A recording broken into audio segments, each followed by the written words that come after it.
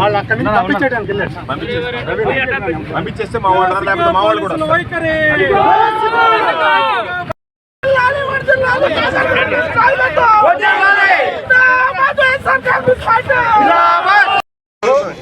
Police other side ని ఏ విధంగా ఆలోచిస్తుందో చెప్పండి. ఏ విధంగా వాళ్ళని ఎవరు చేయకపోతే ఎట్టొచ్చారు అక్కడ పంపించేయండి. మీరు వాళ్ళు ఎట్టొచ్చారో చెప్పండి. పక్కరాడా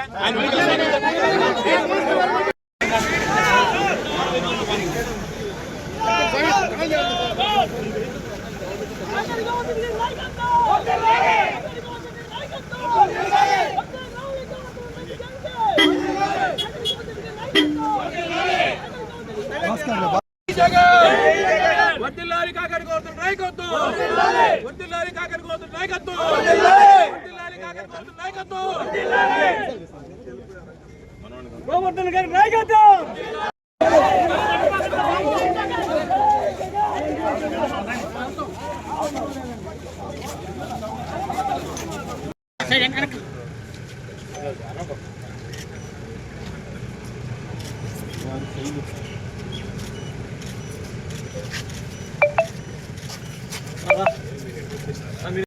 ఆంధ్ర రాష్ట్రంలో అధికారంలోకి వచ్చిన తర్వాత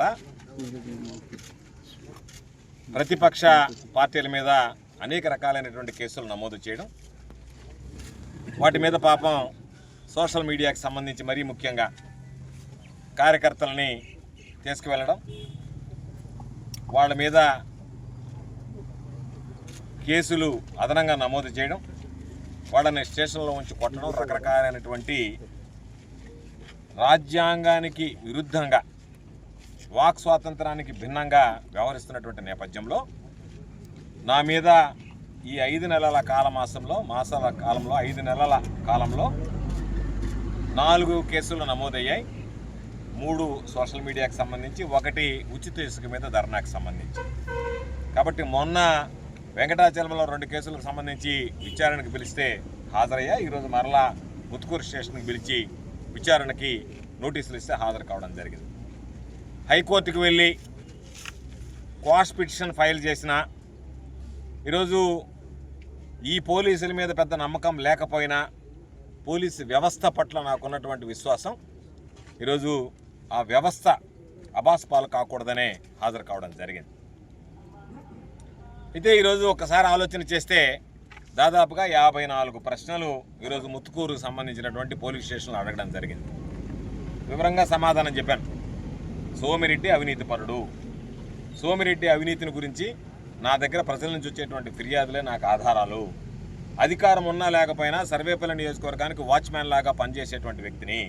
సోమిరెడ్డి కొడుకు ఇద్దరు కలిసి ఇసుక, మట్టి, గ్రావెల్, బూడిద, లేఅవుట్లకు సంబంధించి కనుపూరు కెనాలకు టెండర్ కాలువ పూర్తి కాకముందే చేసినటువంటి దాని గురించి, ఈరోజు బెల్ట్ షాపుల వేలంలో ఏ విధంగా డబ్బులు తీసుకుంటున్నాడు అనేటువంటి దాని గురించి, బెల్ట్ షాపులకు సంబంధించి కాకుండా పర్మనెంట్ లైసెన్సులు ఇవ్వాలంటే ఈ మధ్య సోమిరెడ్డి మీద నేను పెట్టినటువంటి పోస్టింగ్ క్యాష్ కొట్టు, షాప్ పట్టు, బెల్ట్ షాప్, క్యాష్ కొట్టు, షాప్ పట్టు అని చెప్పి సోమిరెడ్డి మీద నేను చేసినటువంటి ఒక పోస్టింగ్. దాంట్లో వాస్తవమే బెల్ట్ షాపులకు సంబంధించి సోమిరెడ్డి కొడుకులు బహిరంగంగా వేలం వేసుకుంటున్నారు, బహిరంగంగా డబ్బులు దండుకుంటున్నారు. ఇది అందరికీ తెలిసినటువంటి విషయం. కాబట్టి సోమిరెడ్డి క్యాష్ కొట్టు, షాప్ పట్టు వాస్తవం అని చెప్పే పోలీసుల మీద కూడా నేను వాదించి స్టేట్మెంట్ నమోదు చేయడం జరిగింది. స్టేట్మెంట్ ఆ విధంగా ఇవ్వడం జరిగింది. కాబట్టి నేను మాట్లాడకుండా ఉండాలి అంటే సోమిరెడ్డి షాపు పట్టకూడదు, సోమిరెడ్డి క్యాష్ కొట్టకూడదు. సోమిరెడ్డి క్యాష్ కొట్టకుండా ఉంటే నేను మాట్లాడను, సోమిరెడ్డి క్యాష్ కొడితే నేను మాట్లాడుతూనే ఉంటాను. సోమిరెడ్డి క్యాష్ కొట్టడం ఆపేసిన దాకా నా గళం ఆగదు. కాబట్టి సోమిరెడ్డి పాపం పోలీసు కేసులు పెడితే క్యాష్ కొట్టడంలో తాను ముందుండొచ్చు, నేను ఆగిపోతాను అనుకుంటాడు. సోమిరెడ్డి క్యాష్ కొట్టినన్ని రోజులు నేను మాట్లాడుతూనే ఉంటానే తప్ప, నా పోస్టింగ్లు వెళ్తూనే ఉంటాయి తప్ప ఎక్కడా కూడా ఆగేది ఉండదు, వెనకంజ వేసేటువంటి ప్రసక్తే తలెత్తదు. మహిళ పొదలకూరు మండలంలో ఒక ప్రత్యేకంగా మీడియా సమావేశం ఏర్పాటు చేసి తనని ఏ విధంగా ఇబ్బందులకు గురి చేస్తున్నారో, లంచాలు ఇవ్వలేదని చెప్పే ఉద్దేశంతో ఇవన్నీ కూడా ఈరోజు పోలీసులకి అన్ని ఆధారాలు ఏమిటి అంటే ఆధారాలతో సహా చెప్పడం జరిగింది. కాబట్టి నేను నాకున్నటువంటి బాధ్యత, నా ఉద్దేశం సర్వేపల్లి నియోజకవర్గ ప్రజలు నిలువు దోపిడీకి గురవుతున్నారు కాబట్టి సోమిరెడ్డి అవినీతి వల్ల అవినీతికి సంబంధించి స్పష్టంగా అధికారులకు చెప్పాం. మొన్న ఎప్పుడో పేపర్లో ఈనాడు పత్రికలో వచ్చింది. ఏమని వచ్చిందంటే దురుద్దేశంతో కాదు నేను చేసినటువంటివి అని చెప్పిన. నేను దురుద్దేశమా ఉద్దేశమా అని చెప్పలేదు. సోమిరెడ్డి మీద నేను చేసినటువంటి వ్యాఖ్యలకి కట్టుబడి ఉన్నా. న్యాయస్థానం తీర్పు ఏ విధంగా ఇచ్చినా నాకు ఇబ్బంది లేదు, కానీ నేను దాంట్లో వెనకడుగు వేసేటువంటి ప్రసక్తి ఉండదు. సోమిరెడ్డితో నాకు రాజకీయ ప్రత్యర్థి, రాజీ లేనటువంటి పోరాటం చేస్తాం. కాబట్టి పాపం సోమిరెడ్డి లాంటి బలహీనుడు ఈరోజు పాపం నాలాగే అందరూ బలహీనులు అవుతారని చెప్పి ఏదో ఒక విధంగా కేసు పెడితే పాపం స్లో అయిపోతాడులే గోవర్ధన్ అనుకున్నట్టుకుంది. ఎవరం స్లోగాము నీ అవినీతిని బట్టబయలు చేస్తాం. నువ్వు ఈ రోజుకైనా బుద్ధి తెచ్చుకొని నువ్వు అవినీతికి పాల్పడకుండా సర్వేపల్లిని దోచుకోకుండా ఉంటే మంచిది తప్ప, నేను సర్వేపల్లిని దోచుకుంటూనే ఉంటాను మీరు మాట్లాడకూడదంటే అది జరిగే పని కాదు. 100 సోమిరెడ్డిలు వచ్చినా కూడా నన్ను నిలువరించలేడు. నేను కేసులకి, అరెస్టులకి, జైళ్ళకి భయపడేటువంటి వ్యక్తిని కాదు. అటువంటి వ్యక్తిని అయితే రాజకీయాల్లోకి వచ్చి ఉండను. రాజకీయాల్లోకి వచ్చాము అంటేనే ప్రజల తరఫున నిలబడాలి. అధికారం ఉన్నా లేకపోయినా నేను ఈరోజు ఛాలెంజ్ విసురుతున్నాను.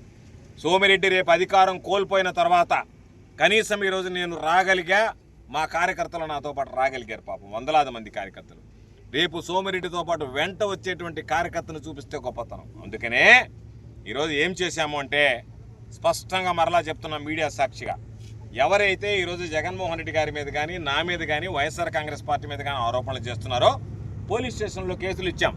వాళ్ళు నమోదు చెయ్యరు, కానీ ఒక్క కేసు కూడా విడిచిపెట్టాం.